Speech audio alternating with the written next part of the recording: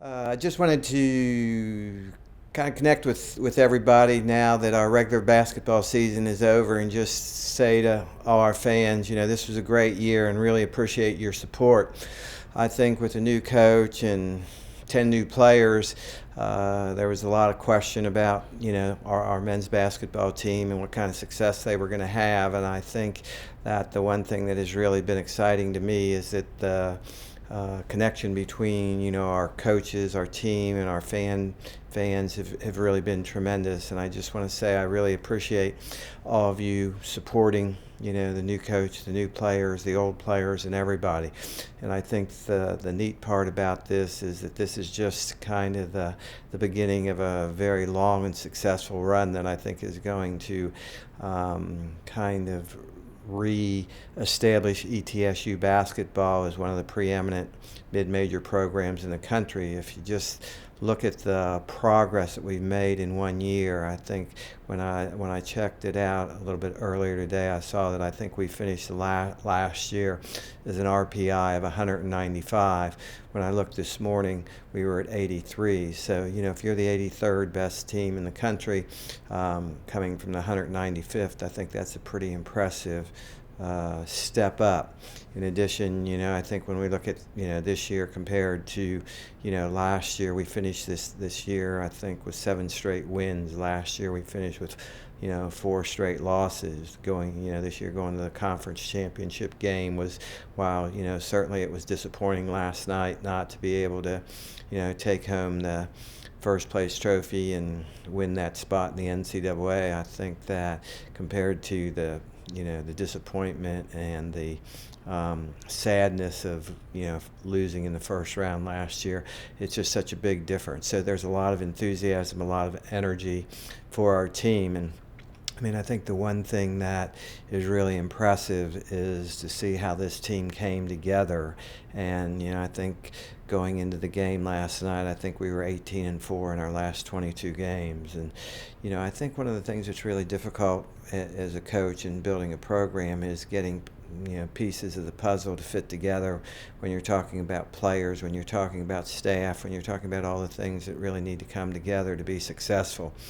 And I think when you really look at this and realize that Gelon and Deuce and TJ, none of them were here this summer, so that's another 2 or 3 months that they didn't have to connect with their teammates. And then on top of that, you got Lester Wilson, who had pretty serious surgery in the off season, microfracture surgery, which has kept many athletes out for a long time. And his comeback, and he really wasn't really healthy until about Christmas time. And as soon as he got healthy, then AJ Merriweather had his hand issue and missed most of the season till the very end. And then trying to fit all those pieces together and figure out who could do what. But to see these guys come together and have that passion, when Coach got here, we talked about passion, playing with great intensity on the defensive side of the court. And while it took us a little while to figure that all out, I think the last 2 or 3 weeks of the season, you saw guys that had really committed to playing with that tremendous energy and enthusiasm and passion. And while it was disappointing last night to see the reaction of our players, it was really heartwarming. They were very emotionally connected with this whole program. They really took this loss very, very seriously. To see those guys crying in the locker room really kind of put things in perspective of how much they care. We kind of created this concept of ETSU tough, East Tennessee tough, and I think this team really represented that tremendously well. We won so many games at the end just because I think we were a little bit more mentally tough than everybody that we played. And to overcome all the things that this group did, I think they're a great representation of the university in this community. So I think we have a lot to be proud of, and there are great days ahead. I know a lot of people are asking about, what we're going to do in the postseason.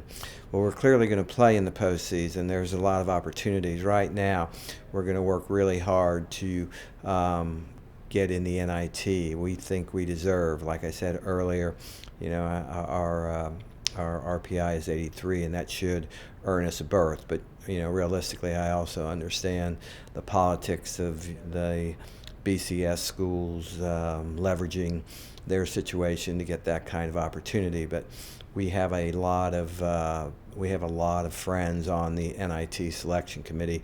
Doug Elgin, who's on the committee, is a longtime friend, and as the commissioner of Missouri Valley, I think he understands the quality of our program.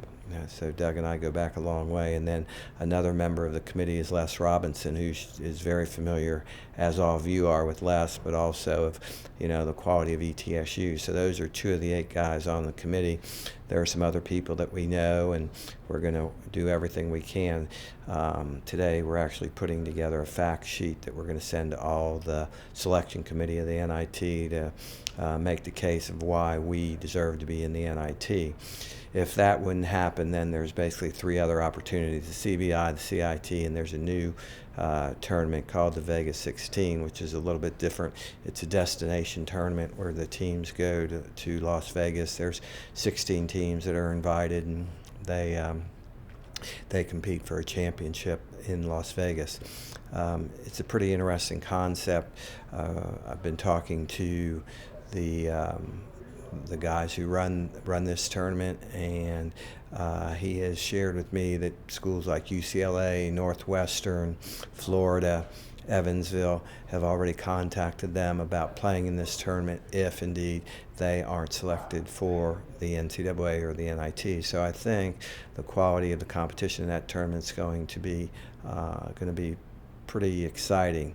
Additionally, each one of those games is going to be televised on CBS Sports. So once again, that's a chance for us to kind of meet our, really kind of fit into our strategic plan, is to expose our brand and get that kind of national recognition. So we're looking at that one pretty seriously. The other 2, the CIT and the CBI, were a little bit disadvantaged with that because it's going to be hard for us to play a home game because of the renovation of the Coliseum, plus some of the events they have in there. So this team will play again. I can guarantee you that. I think they've earned that. They deserve it. When we talk to them, they want to play. They want to represent ETSU. They want to go out and do something that's pretty special and have our fans the opportunity to continue to support ETSU basketball. Like I said, I think I'm so happy that Coach Forbes is our coach at ETSU. I think he's done an incredible job. The staff he's assembled, Jason Shea and Penny Collins and Brooks Savage and Jeff Claypax, they're first class in every way. And I think as we continue to reach out to the community and engage more and more people, I think we are going to get to the situation where we want to be, that every seat in Freedom Hall is filled with, excited, enthusiastic Buck fans. So we need all of you to kind of get involved and do that. And, like I've said before, if you have any ideas, thoughts, any concerns, please feel free to contact me or any of our staff to share any thoughts that you have. Once again, it's been an exciting year, certainly disappointing last night. We were right there, to win that championship. You got to put yourself in a position. We put ourselves in a position. We just didn't quite get it done at the end. But, our guys never gave up. They fought back, and that's kind of, what we talk about. East Tennessee tough, and they certainly demonstrated that last night. So once again, thanks so much.